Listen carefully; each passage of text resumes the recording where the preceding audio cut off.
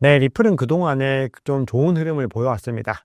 좋은 흐름을 넘어서 모든 알트코인 중에서도 가장 뭔가 긍정적인 흐름들을 보여왔기 때문에 지금 시점에서는 뭐 다른 이유가 없더라도 조정을 받을 수 있는 만한 충분히 국면에 있다라고 보는데, 그럼에도 최근의 움직임들을 한번 살펴보시면은 굉장히 많이 오른 것 대비로 방어를 너무 잘하고 있어서 뭔가 이 리플의 체질이 바뀌긴 바뀌었구나. 옛날에는 리또속이었다면은 지금은 조금 더 믿어도 되겠다라는 생각을 하게 됐고, 아직까지는 뭔가 이 요인들이 불확실성으로 남아있지만 트럼프 행정부 임기에서는 뭔가 변화될 수 있겠다라는 믿음들이 이 투자자들 사이에서 더 강해지는 것 같습니다. 그래서 뒤에서 제가 지표 한번 보여드릴 텐데, 결국은 이 XRP의 가격을 지켜내기 위해서는 개인 투자자들, 뭐 국내 투자자들 워낙 많이 투자를 하지만 사실은 그게 되게 중요하긴 한데, 근본적으로는 그것보다는 큰 주체들의 자본들이 중요합니다. 만약에 큰 규모의 자본들이 빠져나가면은 업비트에서 매도 물량이 폭발할 겁니다, 결국은. 그래서 결국은 시작 지점이 어딘지를 보셔야 되는데, 지금 시점에서는 고래들이 이 XRP에 대한 어떤 신뢰들을 많이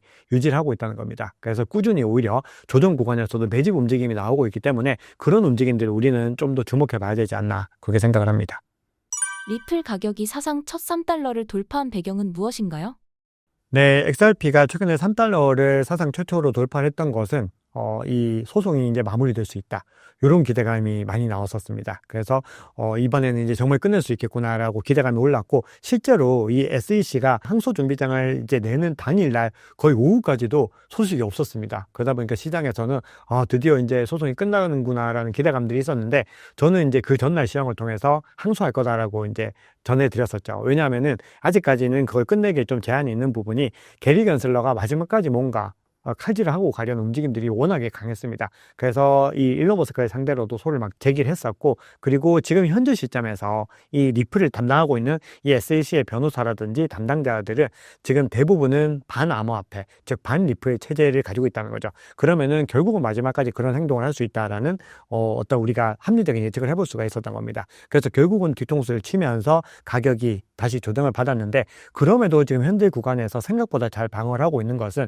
역시나 트럼프입니다. 그리고 폴 애킨스인데, 트럼프가 임기가 시작됐고 폴 애킨스가 임기가 시작이 되면은 SEC가 현재 소송 중인 것들을 갖다가 많이 취하할 수 있다는 전망이 나오고 있습니다. 왜냐하면은 이 게리 겐슬러 체제 하에서 너무 불합리하게 소송을 많이 당했다는 거죠. 코인베이스도 당했고 컨센시스라든지 뭐 특정한 코인들도 많이 있습니다. 뭐 이뮤터블 X나 이런 프로젝트들도 있고, 거기다가 리플은 이미 오래전부터 당하고 있는데, 이것들을 다시 한 번 더 SEC에서 검토를 해가지고 취소할 수 있다라고 하는 기대감들이 나오니까 거기에 따라서 지금 가격이 방을 하고 있는 겁니다. 그래서 실제로 이 리플의 CLO이죠, 스튜어트 알데로티 같은 경우는 계속해서 본인의 엑스포팅을 통해서 결국은 세금 낭비다, SEC는 굉장히 삽질을 하고 있는 거다, 이렇게 얘기를 하면서 취하는 결국은 시간 문제가 될 것이다 라고 얘기를 하고 있는데, 결국은 뚜껑은 열어봐야 되기 때문에 우리가 게리 겐슬러가 처음에 취임했을 때도 친암호화폐 인사로 생각을 했습니다. 근데 알고 봤더니 완전히 아주 폭행, 뭐 굉장히 폭군이었죠. 뭔가 시장을 막 마구 때려잡는 그런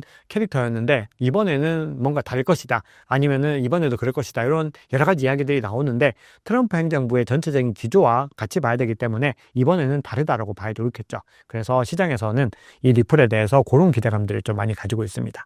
SEC의 게리 겐슬러가 공식 사임했다고 합니다. 해당 뉴스가 암호화폐 시장에 어떤 영향을 줄 것으로 보이시나요?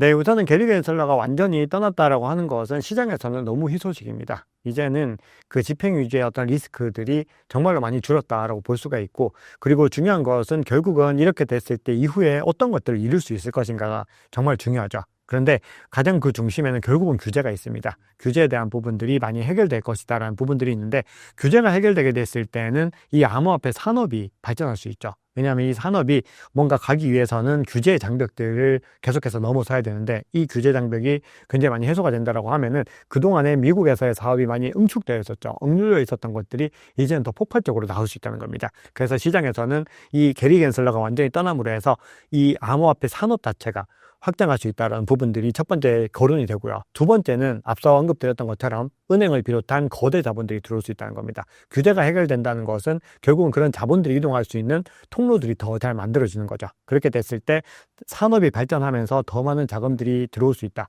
이건 너무 시장의 기대감들을 충족시킬 수가 있는 겁니다. 자, 그리고 이거는 이제 게리 갠슬러까지는 더 넘어서야 될 수 있지만 지금 시장에서는 이 기관들의 수요들이 정말 많이 들어올 것이라는 얘기들이 나오고 있습니다. 그래서 이 다보스 포럼에 참석한 이 블랙락의 레리 핑크 회장 같은 경우는 지금 국부펀드나 연기금들이 포트폴리오에서 2에서 5% 정도를 담으면은 비트코인이 70만 달러 갈 것이다. 이렇게 얘기를 하고 있는데 그러면서 덧붙인 얘기가 있습니다. 다들 관심 많던데라고 얘기했다는 겁니다. 그 얘기는 결국은 그 사실 누가 가장 많이 알고 있느냐.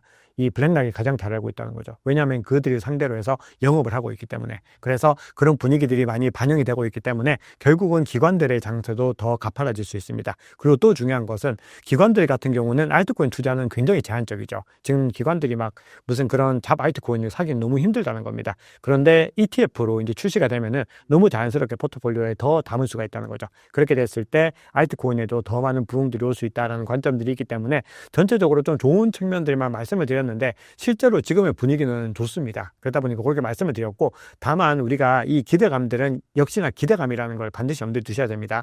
우리가 이 기대감 하나에만 베팅을 한다는 건 굉장히 위험한 선택이기 때문에 우리가 어떤 변수들이 닥칠지 그런 부분들을 늘 염두에 두셔야 되고 뒤에서 좀 말씀을 드리겠지만 그렇기 때문에 정말 발더딥 전략들을 잘 가져가셔가지고 효율적인 투자 전략을 만들어 가셔야 됩니다. 그래서 그 얘기는 뒤에서 또 드릴 테니까요. 영상 끝까지 봐주세요.